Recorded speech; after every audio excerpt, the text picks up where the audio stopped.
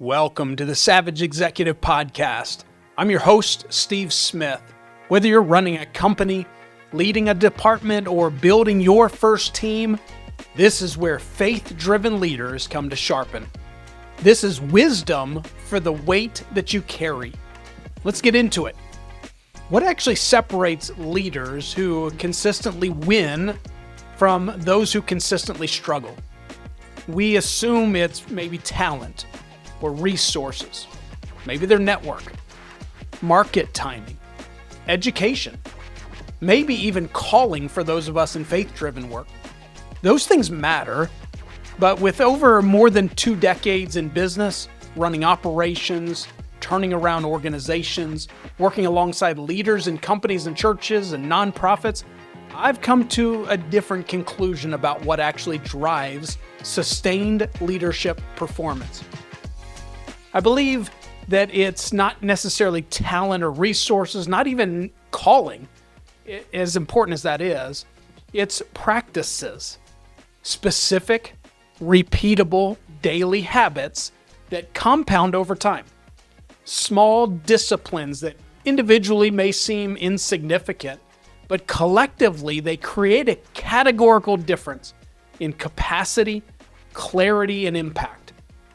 The leader who implements these practices doesn't necessarily work harder than the leader who doesn't. They work differently. They leverage their time and their relationships and their cognitive resources in ways that multiply their effectiveness rather than just adding to it. I call these savage practices. Not savage in the sense of cruelty, but savage in commitment, savage in intentionality, savage in the refusal to drift through leadership when you could be deliberate about it. 5 practices. Any leader in any sector can implement them starting this week. And I've watched leaders who commit to all 5 and transform their effectiveness within 90 days. Not because they became different people, but because they started operating from a different foundation. Here they are. Practice number 1. Lead the day before it leads you. Exceptional leaders start their day on offense, not defense. They are centered spiritually, mentally, physically before they engage in the demands of their role. They are not awakened by a crisis text or immediately reactive. They bring something to the day rather than simply responding to it. For me, this means a structured morning before the world wakes up. It means time in scripture and prayer before time in email. It means physical movement before mental demand. It means clarity about my top 3 priorities for the day before I'm aware of everyone else's top 3 priorities for me. The specific practices within a morning routine, they'll vary by each person. There's no single prescription. What doesn't vary is the principle. You're building a foundation that the rest of the day stands on. The quality of that foundation determines the quality of your leadership all day long. I've asked this question to dozens of leaders. Who determines the agenda for your morning? You or your phone? The answer reveals your posture. Leaders who start with the phone start the day reactive, already behind, already managing someone else's priorities. Leaders who start with intention, with their own centering before the world's intrusion, start the day with clarity, capacity, and perspective. This practice is especially important for ministry leaders who often operate in a context where the spiritual and emotional demands are constant and the boundaries are significantly porous. If you don't protect space at the beginning of the day to ground yourself in who you are and what you're called to, the pressures of the role will slowly define you in ways that you didn't choose. Lead the day before it leads you. Practice number 2, speak last in every meeting. When the leader speaks first, the room adjusts.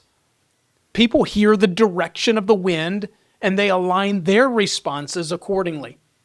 The outcome is a meeting that validates the leader's pre-existing view, rather than generating the honest thinking the decision actually requires. The leader thinks they held a collaborative discussion.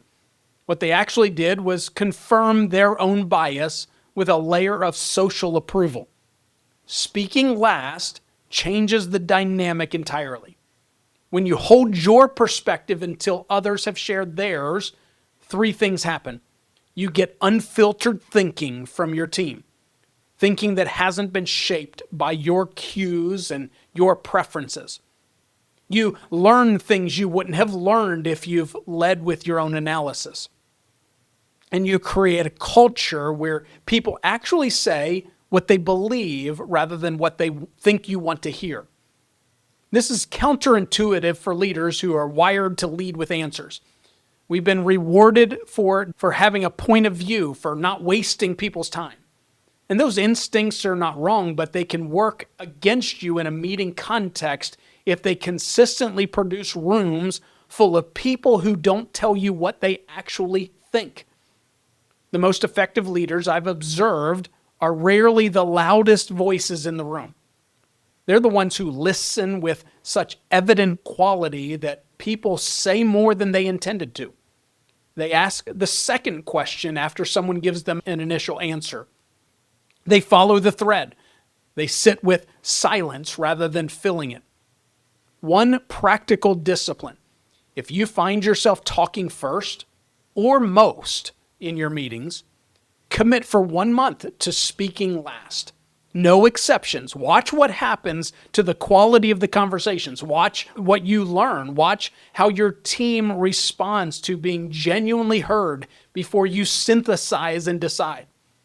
In your next meeting, be the last to speak. Not passive, present. Listening, processing, synthesizing. Then speak from that richer foundation. Practice number 3. Schedule thinking time. Open a typical executive's calendar and you'll find meeting time, focus time, maybe some administrative blocks.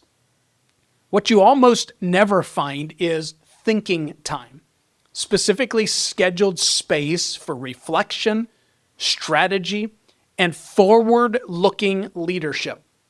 This is a catastrophic omission. The most important work a leader does is not execution, it's thinking. Deciding what the organization should be doing, identifying what's actually going on beneath the surface, questioning assumptions that everyone else has accepted, seeing around the corners that everyone else is standing in front of. That work is not reactive. It doesn't happen in the 5 minutes between meetings. It requires space, stillness, and protection. I block a couple hours per week minimum with nothing on the agenda except thinking. No laptop open to email, usually a notebook, sometimes a whiteboard. I start with one question. What should I be thinking about that I haven't been? And I follow the thread. The insights that emerge from these blocks are routinely more valuable than most formal meetings that I attend in the same week. Because thinking time is where strategy actually happens. It's where you notice that a trend has changed, where you realize that a team dynamic is shifting in a way that requires attention, where you see the connection between two unrelated issues that turns out to be the real problem. None of that happens in the margins of a reactive day. For ministry leaders, your organization needs your prophetic vision more than it needs your operational presence. The pastor who is always available for pastoral care, but never has time to think strategically, is serving the ministry in ways that don't serve the mission. Schedule the thinking. Protect it. Teach your team that your thinking time is not an interruption of your leadership. It is your leadership. Practice number 4. Confront quickly, kindly, completely. Problems with people do not age well. The performance issue that goes unaddressed for a month becomes a culture issue in 3 months and a talent exit in 6. The relational friction that's ignored in January becomes a team fracture by quarter number 3. Every day of avoidance is not a day of safety. It's a day of compounding cost. Exceptional leaders address problems early with directness, with compassion, and with completeness. The formula that I teach is built on 4 components, delivered in this order. First, this is what I observed. Specific, behavioral, factual. Not interpretation, observation. Not you have a bad attitude, that's a judgment. In our last 3 team meetings, you arrived 15 minutes late and didn't contribute to the discussion. That's an observation. Specificity removes defensiveness. It grounds the conversation in what actually happened rather than how you feel about it. Second, this is the impact. What does this behavior cost the team, the mission, the organization? Name it. Make the impact tangible. When you're late, the rest of the team waits. We lose time, and it communicates to them that their time isn't valued. Impact is not punishment, it's consequence. It's the reason this conversation is worth having. Third, this is what I need to see change. Be specific, not be more engaged. That's unmeasurable. I need you to be in your seat, ready to contribute before the meeting starts. And I need you to come prepared with at least one response to the agenda items we send in advance. Specific expectations create the conditions for specific accountability. And then fourth, here's my support to help you succeed. Don't just name the problem, offer the partnership. What resources, coaching, structural changes, or relationship investments can you provide to help this person succeed at what you're asking? This element transforms the conversation from correction to investment, and it separates leaders who confront to build clear, kind, complete. All 4 components in every difficult conversation. The leaders who avoid this practice always pay more in the long run, in culture damage, in team demoralization, in the loss of high performers who leave because they can't work alongside people who are never held accountable. Confront quickly, confront kindly, confront completely. Practice number 5, finish strong every day. How you end one day often determines how you begin the next. Most leaders close their laptops when they run out of energy, which means they end their day haphazardly without closure, carrying unresolved threads into the evening and often into their sleep. They start the next day reacting to whatever was loudest at the end of the previous one. A 5-minute end-of-day practice changes this entirely. Before you close the laptop, write tomorrow's top 3 priorities. Not a task list, 3 priorities. The 3 things that if you accomplish them tomorrow would make the day a win regardless of what else happened or didn't happen. 3 is the maximum that this exercise will allow. More than 3 and you're back to a task list. Then do a 30-second scan of the day. What moved? What didn't? Is there anything that needs a quick communication before I shut down? Something that if I left it unaddressed will generate a fire by morning. If yes, send it. If not, close it. This practice creates cognitive closure. It allows your mind to actually rest rather than continuing to process in the background. It signals to your brain that today is complete and tomorrow has a starting point. Leaders who do this report sleeping better, starting mornings with more clarity, and feeling consistently less overwhelmed. Not because their workloads decreased, but because they stopped carrying unfinished cognitive business into their rest. 5 minutes every day. Compounding effect over time. This is the practice most leaders dismiss as too simple to matter until they try it for 30 days. If I had to name one practice that changed my leadership trajectory more than any other, it's practice 1, lead the day. There was a particularly demanding leadership time, and I was completely reactive, waking up to my phone, starting every day already behind, moving from one urgent thing to the next without any sense of any strategic thread that should be running through the day. I was producing a lot of output. I was not producing a lot of my best work. I was challenged. Steve, you're leading from deficit every day. You're spending the first hour of your morning catching up to everyone else's agenda. You're never ahead. That was uncomfortable to confront. It was also accurate. For me, I began to approach my day differently. My goal is to get into my office an hour before the majority of our staff. I use that first hour to spend meaningful time with God, reading and praying, allowing that spiritual practice to be the primary method of releasing the stresses of the day. I serve out of the overflow. It helps when you know you aren't walking through difficulties alone. Some days I will invest in myself. At this time, I will do some reading and growing professionally. Then I determine my priorities for the day. If I've written them down the day before, I've got the big 3 priorities that are already set. Now I'm focused on the right things, not just busy. I ensure my time blocks are on my calendar so I have focused time. All of this happens prior to opening my email, Slack, and other communication tools. I can't allow other people's priorities to dominate my schedule, or I'll always remain busy but never truly doing the right things. The first 2 weeks were hard. The third week, something began to shift. By the end of the first month, I was a different leader, not because the challenges had changed, but because I was meeting them from a different foundation.